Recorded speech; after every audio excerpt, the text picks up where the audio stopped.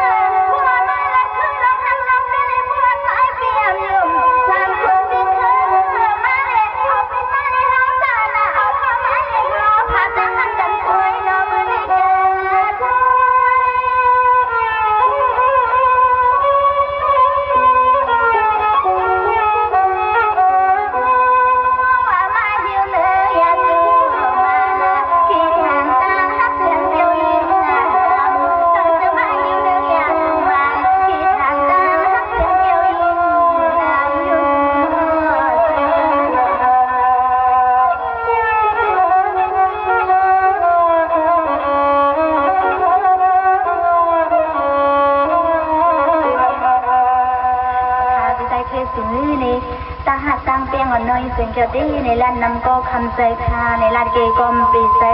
เดี๋ยวจะตั้งห้าคนน้องมาดีร้านต่อในกำพานี่เอาสองก็ไปเลยน้องไปเลี้ยเปิดสดก็ต้องไปชิมเลยก่อนเช้าตรงนี้แข่งเกี่ยวเหมือนกันเอาบรรดาพี่ชายที่ส่งก็กันได้กำพาเหมือนคนในคนป่านั่นบ้านเหมือนคนเฉียนคนปักคนเหียงคนในก็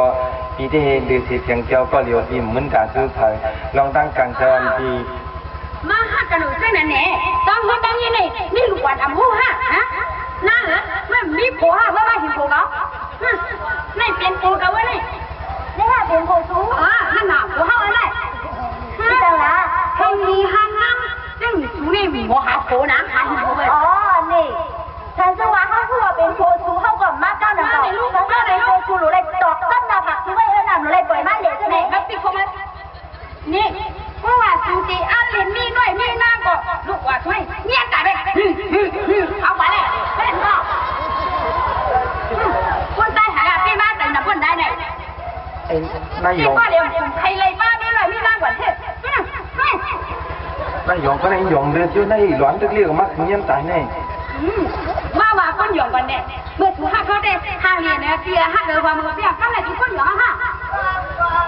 พ่อที่คนหยองก็เอาปันจินโน้มชุนแล้วเอาไปลูกถูกไม่กว่าละยองมันก็ชุนไม่กว่าไม่ได้ปีนามาปีมีลูกมีอันนี้ก็ห้ามก็เป็นเลือดกำผาในปากก้นเหียงกูเรามีน้อยเสียงเดียวก็เห็นจะอีสังขลาจิ๋วเป็นทะเลพีที่มาบนเรือนขลาให้มันนะยังมาสมเจ็บทุกคอยนกพาละมั้งแล้วเนี่ยก็ติดกันหมดเลยนี่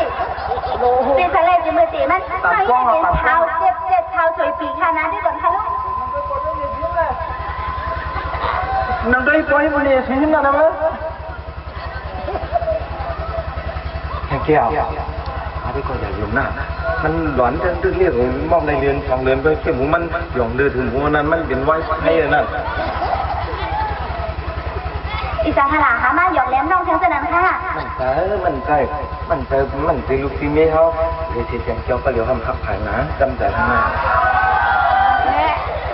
คนใจในหมอลาจะไหนกันคะนะเพราะว่าคนลงใครทำที่ในหมอลาถึงเบือนเพราะว่าเมาคุยปีเนี่ยไปหมอลากันก็เพื่อนอันนั้นเมียนเอาอย่างคะนะอ๋อแถมเจ้าเขาอย่าไปว่าเช่นนั้นหรอกได้กลับมาเมื่อกี้ในเพื่อนว่านำเมางานเพื่อนว่าพอเพื่อนงานเนี่ยน่ะอ่อนใช่มันซื้อห้องเสียนปอเงินครับเสียนปอเงินสู่ไปห้องสู่ปอเงินเปลือยเรื่องเสียงแกว่าได้สู่กายังไปถึงดียังไม้น้องเลยนะพี่กว่าปีขึ้นสู่ขึ้นมาสู่ปี3ขึ้นมาสู่ลูกจูเมียสู่ทะเลนะทำเอานั่งเสียงเกี่ยวเหรอสู่มาส้มตังสู่มาเวหลายสิ่งหลายยุ่งอ่ะเนี่ยฮะนี่ถ้าเล่นเป็นชาวสวยปีเจ๊เลยนะมาส้มตังเดี๋ยวเลยเมื่อสู่มาส้มโผล่เขาเนี่ยหาสู่เป็นเผาสวยปีเจ๊มันเสียแล้วโดนมาลาตัวโผล่เขาเนี่ยเขาหุ่ยมันกว่าเลยอ๋อสื่อยามเปลี่ยนยามย่าอย่าส่งไอ้มาว่าห้างแล้วมันนะไม่พอดีเลยพูดดีนั่นน่ะไปกาลคนเจ้าหน้าเขานะคำเจ็ดอ่ำกูไพ่ในนะฉันจะว่าอ่ำจะลองเต้มันเขาลัดเลยว่าอ่ำเป็นหูเขาเนี่ยคนทำตาใส่คำนวณจำสองหัวเขายำนวลจำมายำอยู่ไตพวกมันมาเขาพูดบางทีว่าลูกแม่กันได้ว่าเลยแค่นะพี่ตาจะเลยได้เข้าไปแต่ว่าเขาเป็นลูกแม่มันรู้นี่มากดูเจฮักหน้าแสงแก้วเนี่ยที่ฮักเขาเนี่ยแต่มาคนในไปป่วยสุขภาพเขาเปียกกันเดี๋ยวต้องก็ดีถามนะจูเจฮักมีสูหาเจฮักน้องห้ามเลยถามกันเหลวได้ก็เหลว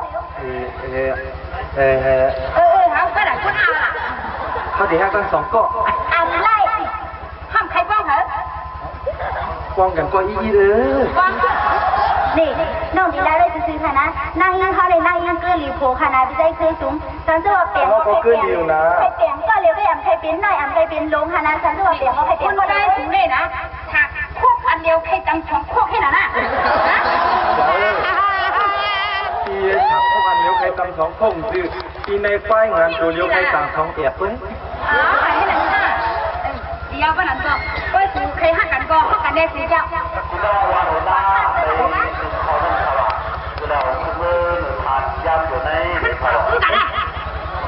ได้ช่วยผมกว่าเอาไป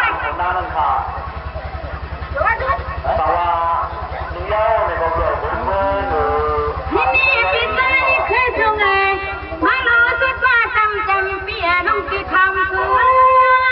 เอาฟันปีกหักคนเพื่อนเปียให้ลาปีตีให้คน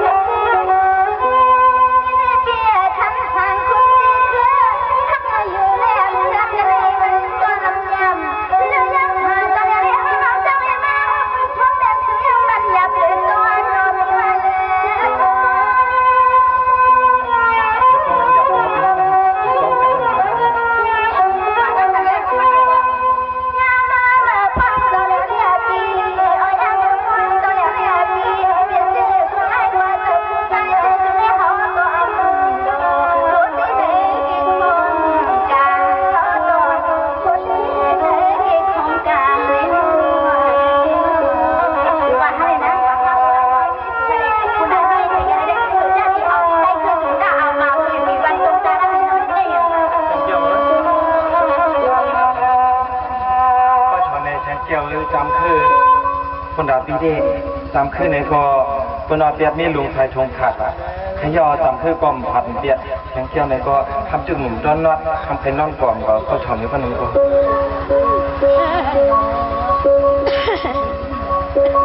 จังว่าธรรมดาตามคือเลี้ยเสียงเจ้าน้อยยิงเสียหอก็น้อยอ่ำทรงนามีหลวงก็ใจเปี่ยมวาสนาก็มันผ่าฐานน้ำใจน้ำคอสะพอเปียวใครสมปองพอซองแล้วก็เลี้ยงก็เปียวที่มีอยู่นั่นลงไปบนออก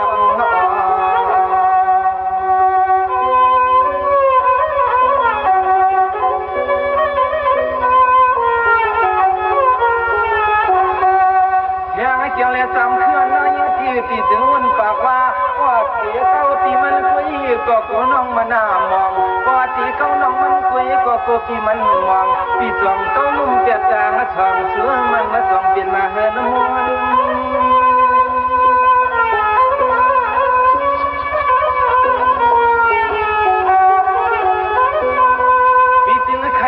ปากว่ายามาขามือเยาในหัวถามมาก็ตีน้อยมือนั่งถามมาขาจาลีเลียกเกียงจำเตียงเย้าจังมันว่าที่จำปันว่าหน้าหนอจองกวนเนื้อตีในกี่กลางนั้นอย่าเหิมมีผู้ใดยังจอมเสียจอมยาเจ้าส่ว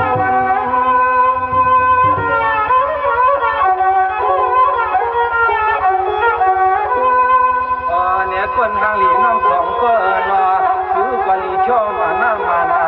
ทองจังเจ้าของพ่อก็รู้หันจนเจอสะพอที่เคยส่งเขาก็รู้หันสะพอจนเจอที่เคยส่ง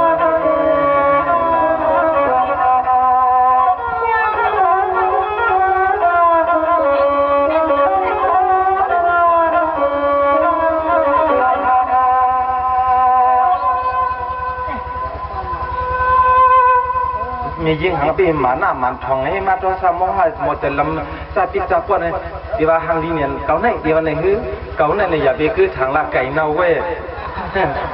เดี๋ยวนั่งตามขึ้นเนี่ยก็ที่มาหนังปันอึดปุ๊บป้อนแทบถึงเราเตี้ยขึ้นอ่ะที่ว่านั่งแทงเกี้ยวเนี่ยก็ที่มานั่นเมียนแค่เตี้ยป้อนพันตื่นตัวอ่ะที่ว่าหางลีเนี่ยแก่เนี่ยซีเนี่ยเตยเนี่ยนี่พวกกันนายเพื่อเดย้อนเรียนต้อมไผ่ลังกอเดี๋ยวมือพัดเปียกตั้งไหนก่อนมันก็หันเท้าเรามีห้างมีไม้เขาในมีดีเวียงจุงตามีดีเมืองฉิมเท้าโหน้าเขาเส้นไหนเล่าสีสูปักบนหิงบนเปิ้นหมาหน้ามันทองเส้นไหนกว่าหาเอาเนื้อปล่อยดีโหน้านั่นกว่าเก้าเท้าโหน้ากว่าเอาเท้าจงตาเขาเช่นในทางดีชีวิตสูปักคุณเห็นคุณก็ได้จังเป็นทั้งความนั่งยิ่งเช่นในความซึ่งนั่งสามคือเขานั่งเชียงเกียร์เขาได้แต่พวกเอาใจยุ่งหมักคือไว้ออกเป็นปักเป็นเฮียงกว่าเนี่ยกว่าเนื้อไปหัวหน้าให้กว่าหาเท้าจงตาเขากว่าหาเท้าหัวหน้าเขากว่า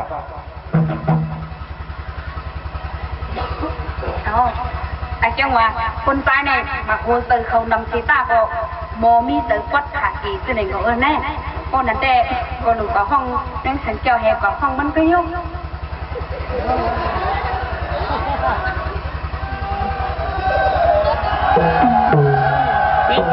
นี่สันเจ้า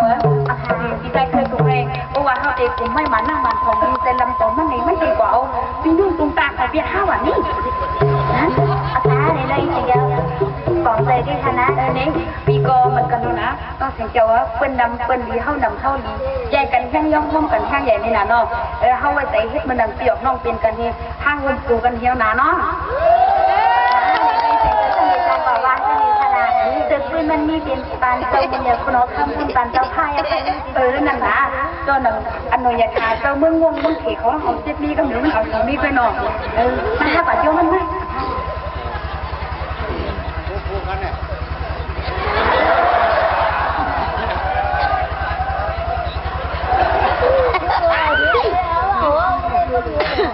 ดูคลิปกว้างที่ห้องเขาอยู่มันวัฒนากว้างไหมตาเชื่อไหมก็เป็นเสน่ห์ที่นั่งตามคือก็ห้องอะไรนะนี่ก็แบบมีหลูแม่เป็นวาระเกิดขึ้นการผีดูเหมือนนั่นเองมีหลูแม่มันขัดแต่เบี้ยเนี่ยกินเนี่ยเลยคิดว่าห้องเป็นมาตั้งเหรอเ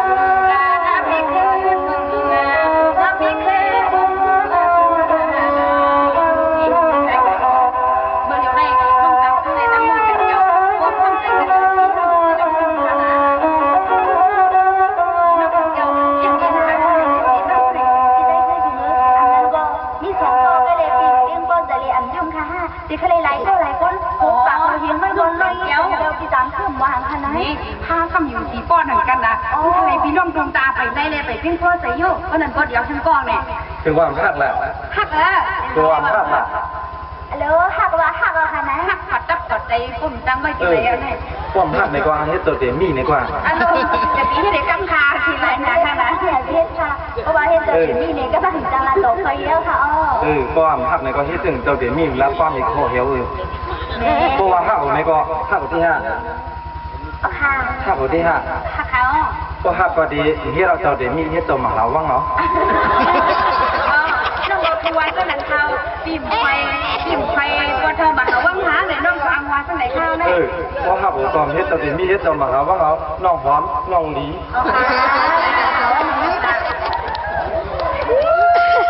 นี่ทำไมวันนั้นน้องหอมไหนน่ะน้องหลีไหนน่ะค่ะ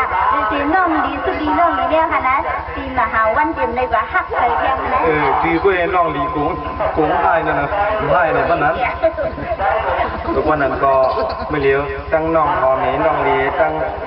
เจ้าปีมหาว่างเห็นในเดเย็นเหมือนหนังทำขากิ้งความจำจริงกันมันเลยนะ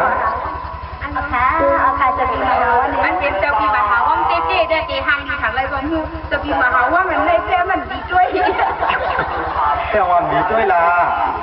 ด้วยแหละแค่จินหอยประมาณมีหนึ่งหัวหมาในทุ่งน้ำ เอาค่ะ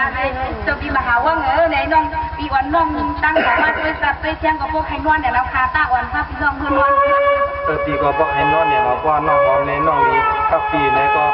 ปีที่นี้ก็นั่นก็ปีอย่างได้นอนจอมกันก็ขึ้นเอาห้าง นอนจมน้องเสียงเจ้าของขึ้นนอนจมน้องจากหาขึ้นค่ะแม่ นั่นน่ะที่พ่อมาจังจังแก้วน้องหลี ก็เป็นจะไหนปีได้มาหาว่าเราวัดที่คอเนี่ยนะเลยขึ้นโยกขึ้นเอามั่งขึ้นค่ะไม่ได้ ปลาหนูหาบได้ยอดแค่ผมเบาครับ เอาค่ะเนี่ยได้เอาการใจเจ้าคุณปีเขามหาวันก็จะตัดเขานะก็นั้นก็ในก่อนมาพาขึ้นก็ในก่อนเอาสองขึ้นมาหนึ่งขึ้นในปีดียึดเหมือนหนังคาเข้าไปนอนจริงจริงมาก